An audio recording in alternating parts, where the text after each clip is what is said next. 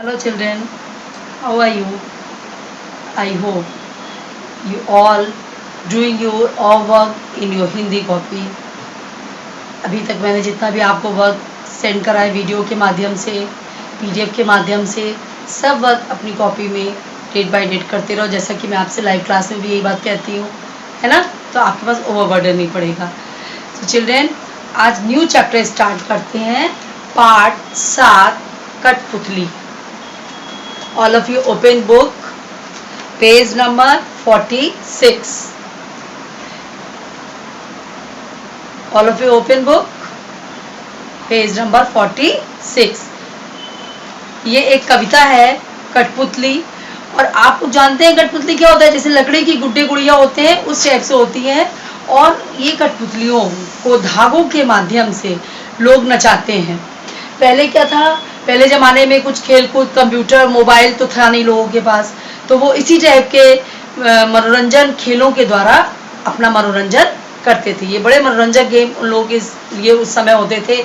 तो कठपुतलियों को वो लोग धागों के माध्यम से नचाते थे और राजा रानी की और तरह तरह की कहानियाँ वो लोग सुनाते थे, जो दिखाने आते थे कठपुतली का नाच, और लोग उनको बैठकर देखते थे।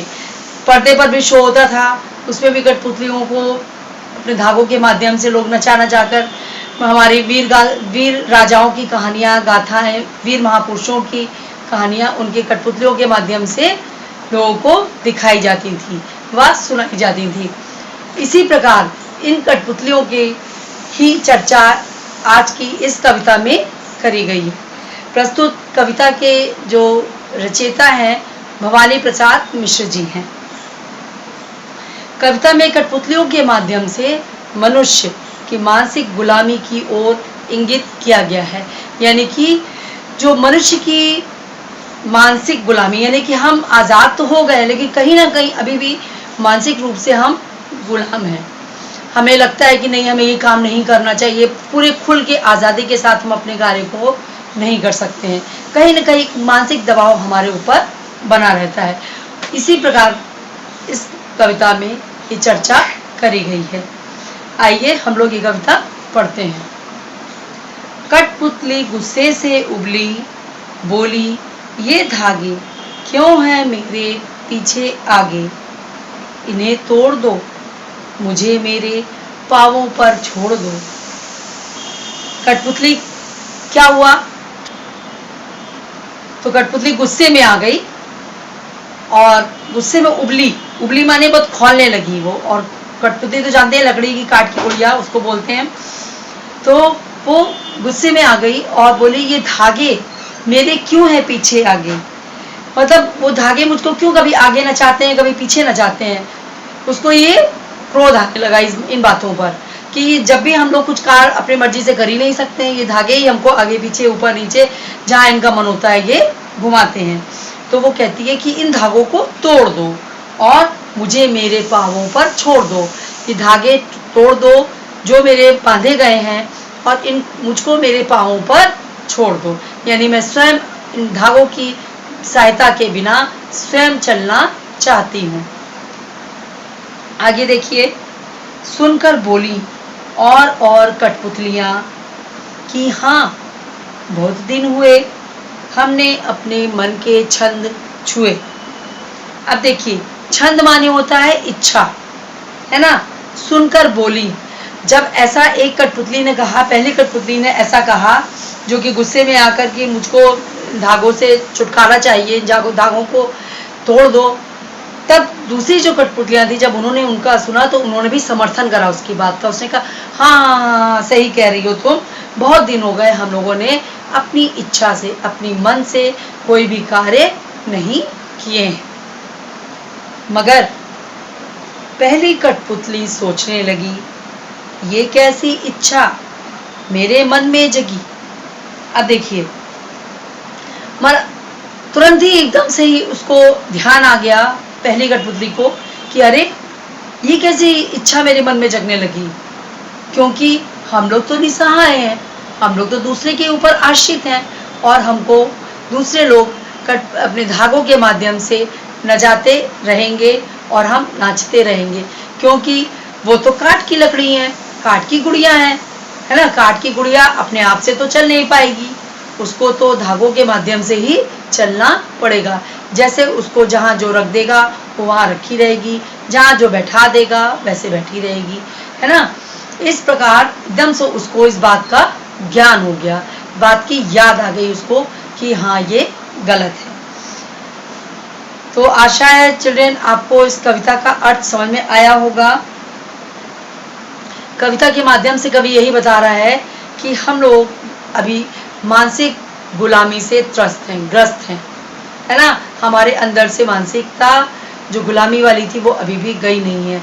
हमको जैसे जो कोई काम कहता है वैसे ही करने लगते हैं, या दूसरों को देखकर हम मानसिक रूप से उसी की नकल करके अपने कार्यों को करने लगते हैं। लेकिन हमको क्या करना चाहिए, इस पराधीनता की जंजीर को तोड़कर अपने मन से आगे बढ़ने के लिए निरंतर पथ पर चलते रहना चाहिए, जो कि हमको जो जैसे भी जो काम करने में अच्छा लगे। ओके चिल्ड्रेन, ये अर्थ आपको समझ में आया होगा। अब देखिए इसके प्रश्नोत्तर बोर्ड पे लिखे हैं, वैसे आप करोगे यहाँ से देखकर।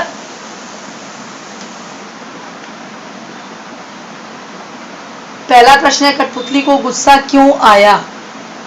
आंसर है, कठपुतली को गुस्सा इसलिए आया क्योंकि उनको धागों के माध्यम से नचाया जा रहा था और वह आजाद होना चाहती थी।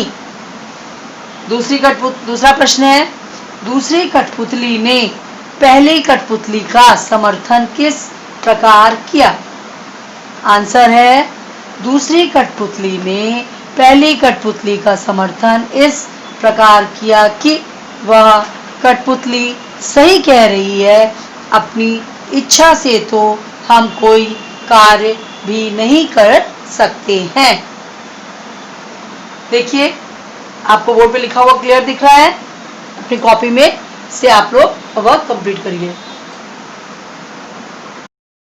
अंत में पहली कठपुतली क्या सोचने लगी। अंत में उत्तर है, अंत में पहली कठपुतली यह सोचने लगी कि अरे हम तो काठ की गुड़ियाँ हैं जो स्वयं से कुछ कर ही नहीं सकती, है ना। नेक्स्ट क्वेश्चन है, क्वेश्चन नंबर 4, कठपुतलियों के माध्यम से कवि क्या कहना चाहता है। उत्तर देखिए, कठपुतलियों के माध्यम से कवि यह कहना चाहता है कि हमें दूसरों के हाथों की कठपुतली बनकर नहीं रहना चाहिए, अर्थात पराधीन होने से पहले अच्छा है स्वयं की इच्छा से कार्य करने चाहिए जैसा हमें उचित लगे, अर्थात जो जैसा हमको अच्छा लगे हमें वैसा कार्य करना चाहिए। ओके चिल्ड्रेन, आप ये काम अपनी कॉपी में अच्छे से कर लेंगे। नेक्स्ट में फिर मैं आगे का वक्त दूंगी। Okay, bye bye.